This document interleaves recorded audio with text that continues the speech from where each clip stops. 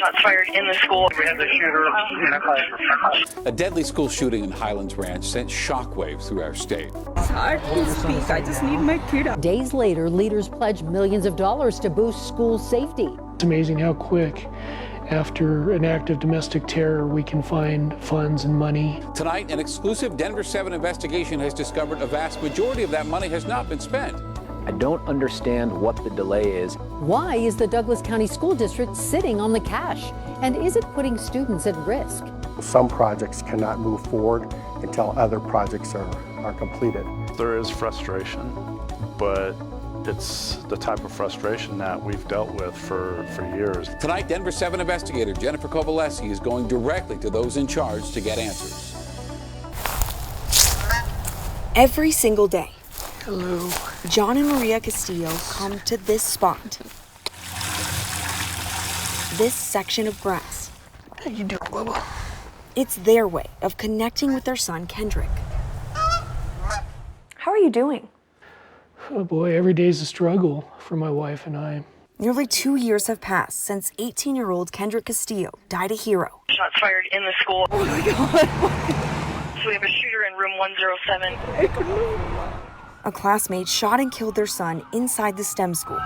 The date, May 7th, 2019, forever embossed in their memories. We were pleased to see that those funds were made available. However, it was also heart-wrenching that it's like a day too late, if you will. I mean, it wasn't enough to be there to save our son.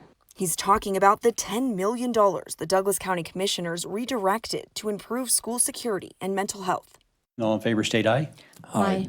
That unanimous vote came just days after their son's life was taken. It's amazing how quick, after an act of domestic terror, we can find funds and money and start working on solutions.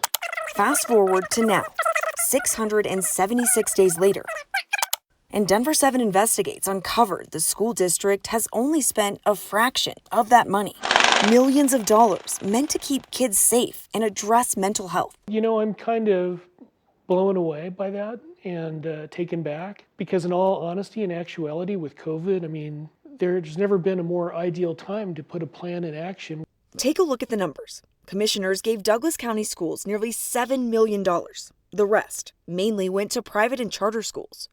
But records show nearly 2 years since the shooting, the district has only spent a little over $1 million.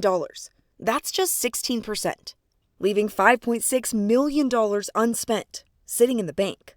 I gotta hear why. It seems inexplicable to me. He's the prosecutor trying one of the accused shooters. I don't understand what the delay is. But perhaps more importantly, former district attorney George BRAUCHLER is a father with 4 kids in Douglas County schools. I think the community, me too, deserve to hear what the details are of that failure. So I can address the issue on physical security. He's responsible for overseeing the money. Why has only $1 million of that money been spent more than a year later? Because there's multiple projects, and so some projects cannot move forward until other projects are completed. And with COVID, everything was pushed back. Rich Payne's the director of security and safety for the school district. He says when COVID shut the world down, it also brought their efforts to a halt. It took a different turn for all of us. I would love to have all this done. Payne says they've already decided where the remaining $5 million will go. They're just waiting for the projects to be completed before they pay out the funds. What would you say to those who question why more of this money hasn't been spent? If they could sit in my shoes to be a good steward, I'm not just going to randomly go out and spend money and say this is the first product that I'm going to look at. I have procedures I have to follow. And if it hadn't been for COVID, we would have an entirely different set of circumstances. LORA Thomas is one of the commissioners who voted to give the district the money. And I'm sure that it will be spent as soon as possible. But that doesn't mean that the commissioners aren't watching and concerned and want this done as quickly as possible. Every time I drive by the school, I think of that day.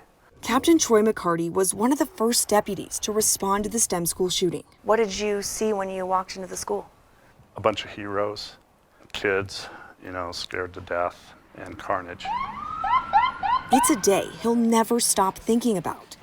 But he's now a part of the team making sure kids are safer strengthen the physical security of the schools. Would the sheriff's office have liked to have seen that process move a little bit quicker than it has? You know, as a group, yes, but we understand, you know, the dilemma that the school district has to work with. What would you want to say to the school district? I'd want to say, you know, step up your game and get to work. Castillo just wants to make sure no other family has to go through their pain. We can't wait until there's another event or whatever.